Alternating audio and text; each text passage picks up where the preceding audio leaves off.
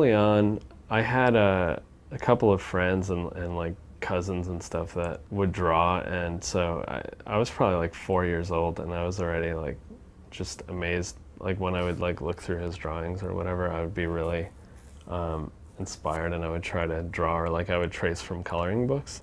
When I discovered comic books, it was around the time, I was like a super nerd as a kid. I still kind of am, but you know, I got into like comics, Dungeons and Dragons, all that stuff like at the same time. And so I wasn't drawing from real life anymore, like still lifes or whatever. It was all like superheroes, dragons. As a kid, I was probably more into games, because comics were still kind of expensive for me. Like I had to travel to like go get the comic books, and like, but the games, every kid on my street had like Atari and stuff, and we just like used to trade the cartridges and stuff. Commodore 64, there was like all the bootleg discs or whatever. No one should pirate software, by the way, it's terrible. But back in those days, we didn't know better. And there was just so many games available. I mean, it's literally all I did. You know, I was still into comics as a hobby, but it was more like, you know, when I was drawing and I had like personal time, like I would draw that stuff. But, you know, I was a pretty hardcore gamer. I just didn't think about how they got made. I just knew I liked playing games and reading comics, but I didn't really think about the people that made them or what the process was. And, you know, and my parents were like really old school. So my dad's like, you should be an electrician, you know, stop drawing superheroes. What is that about?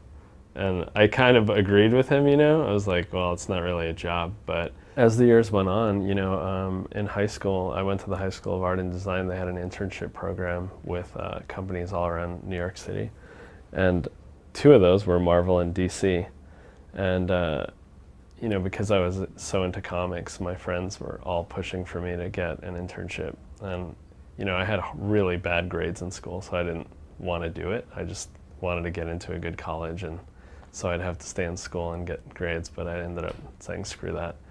Went out for the Marvel internship, and I landed it. And while I was there, I just kept showing them my stuff and working with the editors, and you know, it sucked. I was terrible, but you know, I made a lot of friends there, and they just like were like, oh, how cute, he's trying to draw comics, and they eventually gave me a shot. And a lot of the artists that worked there at the Bullpen were really helpful, like Mark Texeira and any visiting Marvel artists that would just come into the studio. I just got a lot of like really valuable experience. And then it did seem like a job. I was already working there, you know, for free. And it didn't take that long to like get hired on as a paying job. And at that point I was just like, okay, well, I guess this is what I'm going to do. This is cool. And then after that, you know, I just started landing better and better gigs. And I was a notoriously like avid gamer, and it even got out whenever books I was working on would be late. They'd say like, oh, Joe's playing video games. That's why Final Fantasy, you know, 8 just came out, so that's why the book's late or whatever.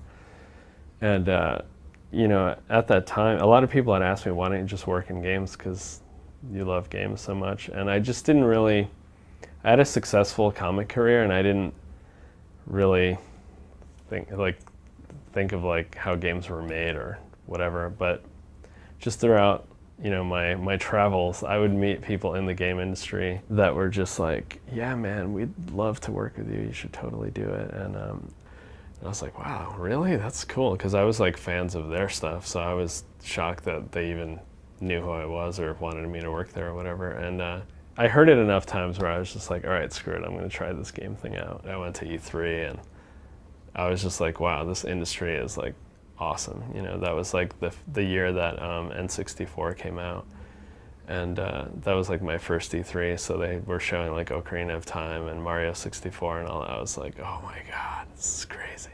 And yeah, at that point I was just like, yeah, this is what I want to do. I ended up being part of a startup that didn't make it. It was called Trilunar, and we had a game called Dragonkind that we were working on.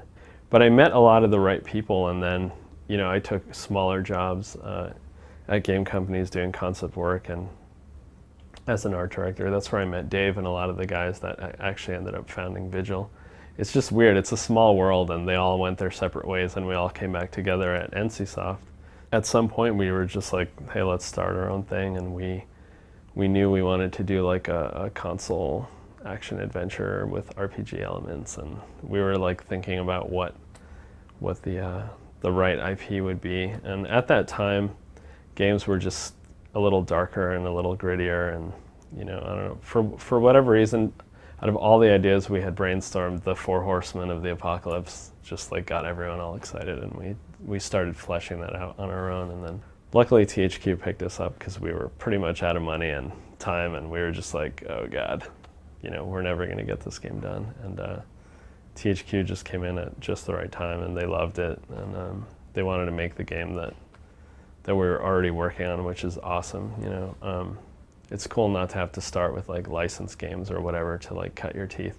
We really got to do like our dream game like right out of the gate, which is pretty unusual. I got a lot of the backlash and like, why don't you come back to comics? But it's one of those things, as like a creative person, like you have to work on stuff that you like, or else it's just gonna suck. Like I want to do my best stuff when it's stuff I enjoy, and you can tell if I enjoyed it or not. If I'm doing working on the game stuff, I do miss drawing pages and like doing really detailed, tight drawings, but then once I do that for a while, I'm just like, I kind of miss the energy of working with other people, because when you're doing comics, you're usually just by yourself with like some music on, and that's it. You start to like, I don't know, like if you're alone too long for days or weeks or months at a time, it's just like, you like claustrophobia or something. So I love the energy of being in a studio with other people.